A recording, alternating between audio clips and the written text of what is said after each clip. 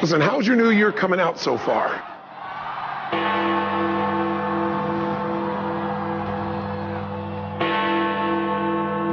Statistics show that 95% of the people that actually made a New Year's resolution have already broken it by today.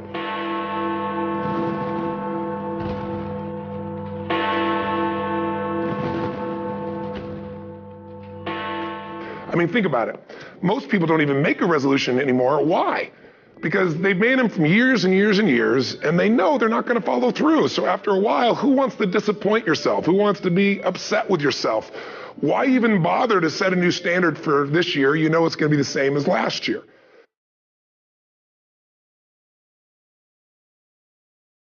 So the question is, what is it that makes us even want to make a resolution?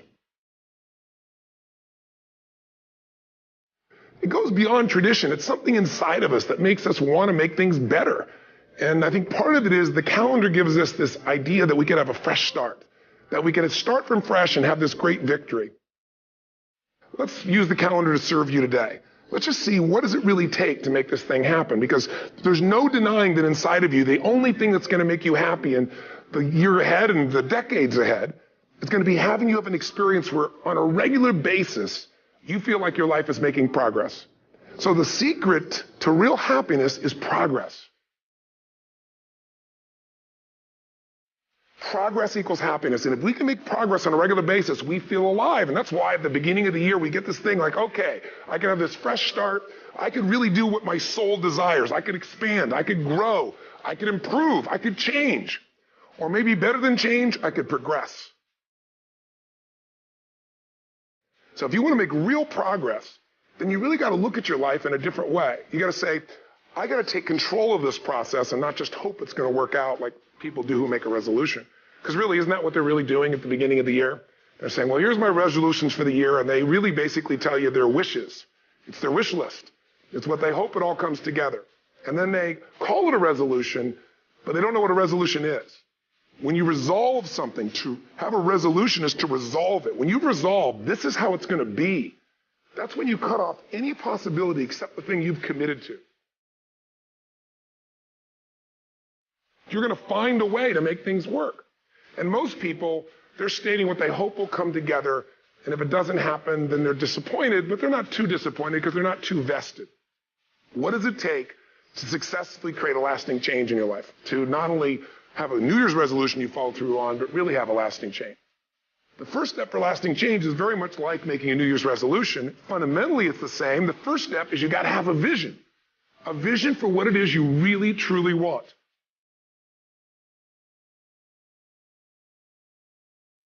I mean, what are most people's New Year's resolutions? I'm going to stop eating sugar. I'm going to stop smoking. I'm going to lose 10 pounds.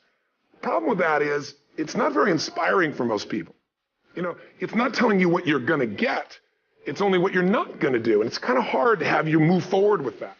A vision is about what you're here to create. A vision that really works is one that excites you.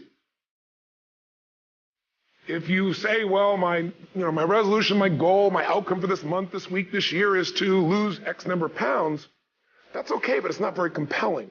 It has to be a compelling vision. It's got to have something that has the power to pull you, not something you have to push yourself to do. Those are two different kinds of motivation. Push requires willpower, and willpower never lasts. What will last is pull. Having something so exciting, so attractive, something you desire so much that you have a hard time going to sleep at night and you get so up early in the morning to rock it and take it to the next level. That's what you're looking to create. And that isn't easy to get.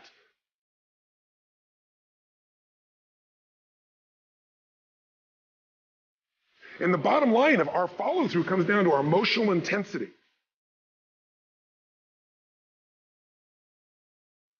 You got to have strong enough reasons that you're going to follow through when the going gets tough.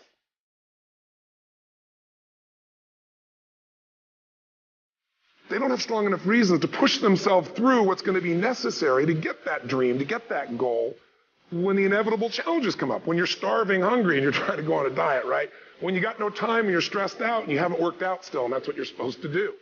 When the economy gets tight and what you thought you're going to do doesn't work, and so you give up on the goal instead of finding another way to get there. You don't let the fear take you over if you've got strong enough reasons. Reasons come first, answers come second. If you get a compelling vision and you got strong enough reasons that will push you through the tough times, you're going to do things other people don't do. Instead of collapsing, even if you get off target, you won't go, oh, I blew it. You'll get right back on target, make the change, make things happen.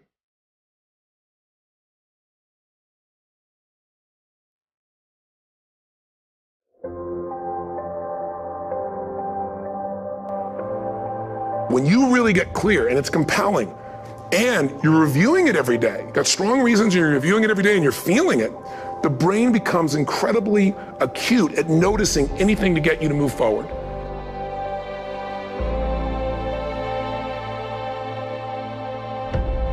You know, what do people do with a New Year's resolution? They come up with something they kind of want. It's not a compelling vision. They don't really have strong enough reasons, and they never review it again until they notice that they broke what they said they really want to have make happen, because they didn't really resolve. If you resolve, you got the vision, it's compelling, you review it daily, and you feel it, you envision it, and you experience it. Simple as it sounds.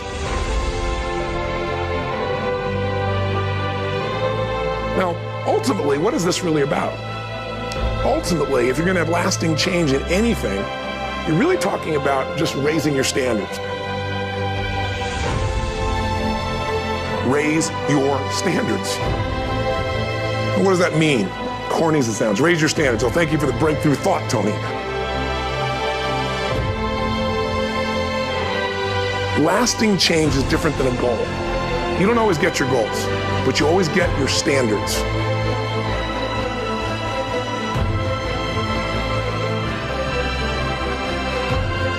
But when you decide something is a must for you, an absolute must, when you cut off any possible, you say, I'm going to find the way or I'm going to make the way. Human beings, when they resolve things, when they make a real resolution inside themselves, which is they raise the standard and they make it a must, they find the way.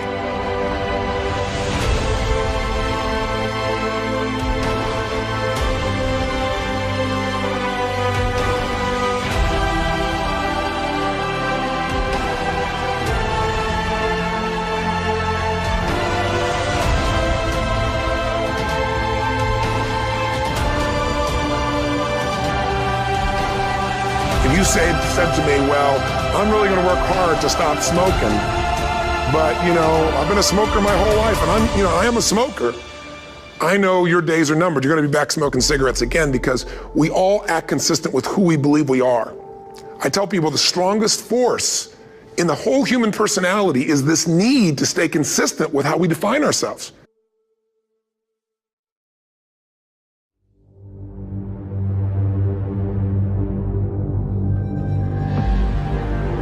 If you define yourself as somebody who is really conservative, if you're a really crazy person, you act crazy, outrageous, playful. You don't act conservative because that's not who you are.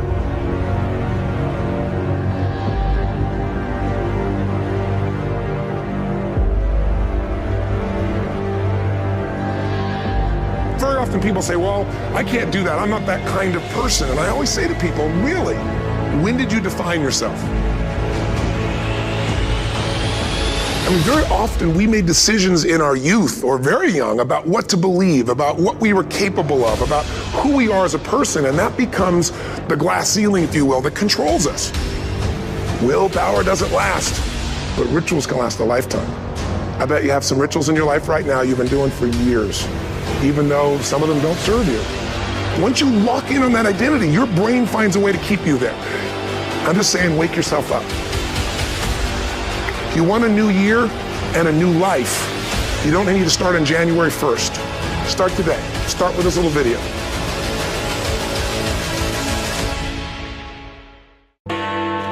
Listen, how's your new year coming out so far? When did you define yourself? I mean, really, how many years ago did you come up with what you could and couldn't do in your life? How many years ago? Most people, if they really look at how they're living their life today, it's based on a set of standards, a set of beliefs that they made choices about 10, 20, 30 or more years ago.